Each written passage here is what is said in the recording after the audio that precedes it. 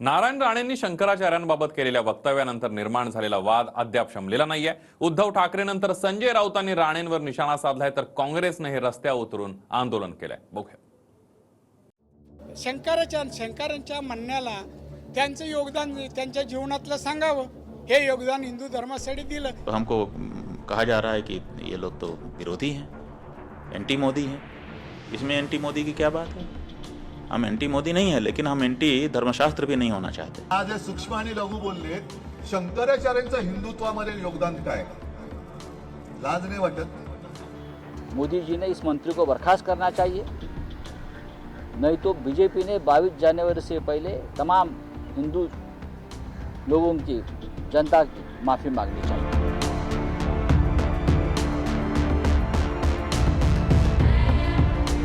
अयोध्येत 22 जानेवारीला होत असलेल्या भव्य राम मंदिराच्या लोकार्पणाआधीच महाराष्ट्रात मोठा वाद सुरू झालाय। राम मंदिराचं बांधकाम अपूर्ण असतानाच प्रभू श्रीरामाची प्राणप्रतिष्ठा नको अशी भूमिका शंकराचार्यांनी घेतल्यानंतर केंद्रीय मंत्री नारायण राणे यांनी हिंदुत्वासाठी शंकराचार्यांचं योगदान काय असा सवाल केला आणि खऱ्या अर्थानं वादाला तोंड फुटलं। उत्तराखंडमधील ज्योतिर्मठाचे शंकराचार्य अविमुक्तेश्वरानंद यांनी प्रभू श्रीरामाची प्राणप्रतिष्ठा धर्मशास्त्रानुसार होत नसल्याचं म्हटलंय। त्यामुळे चारही मठांचे शंकराचार्य या सोहळ्याला जाणार नसल्याचं म्हटलंय। त्यावर बोलताना राणेंनी एक प्रतिक्रिया दिली आणि वादाला तोंड फुटलं। पुन्हा त्यावर राणेंनी स्पष्टीकरणही दिलंय। चारों शंकराचार्य वहां पर नहीं जा रहे हैं। कारण क्या है, क्यों नहीं जा रहे हैं? किसी राग द्वेष के कारण नहीं, बल्कि शंकराचार्यों का ये दायित्व है कि वो शास्त्र विधि का पालन करें और करवाएं। अब वहां पर शास्त्र विधि की उपेक्षा हो रही है। सबसे पहली उपेक्षा क्या है कि मंदिर अभी पूरा बना नहीं और प्रतिष्ठा की जा रही है। शंकरांच्या म्हणण्याला त्यांचं योगदान त्यांच्या जीवनातलं सांगावं, हे योगदान हिंदू धर्मासाठी दिलं, जे रामाने दिलं। नमस्कार। दिवस पूर्ण होण्याचा कधी होऊ दे, पण रामाची मूर्ती तिथे जागेवर येते, आम्हाला नतमस्तक व्हायला येईल याचं समाधान आहे आम्हाला।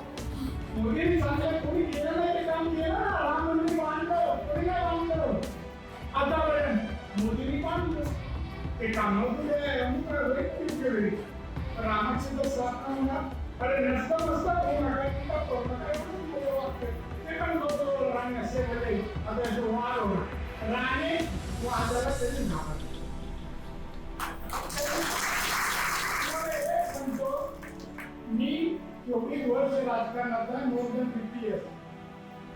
वादातूनच आलो। नारायण राणेंनी शंकराचार्यांबाबत केलेल्या वक्तव्यानंतर उद्धव ठाकरे आणि संजय राऊतांनी राणेंवर जोरदार हल्ला चढवलाय। इतकंच नाही तर राणे आणि भाजपने माफी मागावी अशी मागणीही त्यांनी केली आहे। आज सूक्ष्म आणि लघु बोलले, शंकराचार्यांचं हिंदुत्वामध्ये योगदान काय? लाज नाही वाटत? एक तर स्वतःचे फोटो छापताय, मोदी सरकारची गॅरंटी, शंकराचार्यांच्या बद्दल वेगळा एक आदर मान तुम्हाला राखायचा नका, हा भाग वेगळा असला तरी शंकराचार्यांचं हिंदुत्वामध्ये योगदान काय? आणि तुमच्याकडे आम्ही हिंदुत्वासाठी युती करू? आम्ही कुठे काय बोललो का फटकन अप्पान बोंबलतायत। मग आज माझं जाहीर त्यांना आव्हान आहे की राम मंदिराच्या लोकार्पणाच्या आधी भाजपाने हिंदूंची माफी मागावी। काय तुमची लायकी काय? मग राम मंदिराचं उद्घाटन करण्यापूर्वी एक तर भाजपाने ह्याला काढणार आहे की नाही? गणेशुर गद्दारच आहेत, पण त्यांचं योगदान विचारताना भाजपने आता पहिले हिंदूंची माफी मागितली पाहिजे। शंकराचार्य जी का योगदान क्या है, ऐसा बीजेपी का एक मंत्री बोल रहा है, उसका नाम है नारायण तातू राणे। ये सवाल तमाम हिंदुओं की भावनाओं को ठेस पहुँचाने वाला है। मोदी जी ने इस मंत्री को बर्खास्त करना चाहिए, नहीं तो बीजेपी ने 22 जनवरी से पहले तमाम हिंदू लोगों की, जनता की माफी मांगनी चाहिए। दुसरीकडे राणेंच्या वक्तव्यानंतर महाराष्ट्र काँग्रेसही आक्रमक बनली आहे। पुण्यात काँग्रेस कार्यकर्त्यांनी कोंबड्या हाती घेत नारायण राणेंच्या वक्तव्याचा निषेध केलाय, तर छत्रपती संभाजीनगरमध्येही काँग्रेस कार्यकर्त्यांनी राणेंविरोधात जोरदार आंदोलन केलं।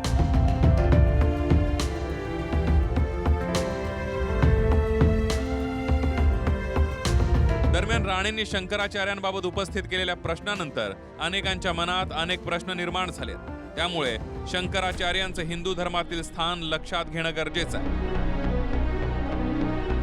हिंदू धर्मातील शंकराचार्यांचं महत्व काय आहे एक नजर टाकूया. शंकराचार्य हे हिंदू धर्मातील धर्मगुरूंचे सर्वोच्च पद आहे. हिंदू धर्मात शंकराचार्यांकडे सन्मानानं पाहिलं जातं. आदि शंकराचार्य हिंदू धर्माच्या तात्विक विवेचनासाठी ओळखले जातात. आदि शंकराचार्यांनी हिंदू धर्माचा प्रचार आणि प्रसारासाठी 4 मठांची स्थापना केली. हे 4 मठ म्हणजे आदि शंकराचार्यांनी स्थापन केलेले 4 मठ कोणते त्यावर एक नजर टाकूया. दक्षिणेला तामिळनाडूच्या रामेश्वरम मधील शृंगेरी मठ, त्याचे शंकराचार्य आहेत भारती तीर्थ महाराज. पूर्वेला ओडिशाच्या पुरीमधील गोवर्धन मठ, शंकराचार्य आहेत निश्चलानंद सरस्वती महाराज. पश्चिमेला गुजरातच्या द्वारकेतील शारदा मठ, शंकराचार्य आहेत सदानंद महाराज. तर उत्तरेला उत्तराखंडमधील बद्रिकेचा ज्योतिर्मठ, शंकराचार्य आहेत अविमुक्तेश्वरानंद महाराज. 22 जानेवारीला पंतप्रधान मोदींच्या हस्ते भव्य राम मंदिराचं लोकार्पण होणार आहे. हा सोहळा भव्य दिव्य करण्यासाठी भाजपकडून जोरदार तयारी केली जाते. अशा वेळी शंकराचार्यांच्या भूमिकेवर नारायण राणेंनी उपस्थित केलेल्या प्रश्नानंतर भाजपची मात्र चांगलीच गोची झाल्याचं स्पष्ट दिसतंय. Bureau report, TV9 Marathi.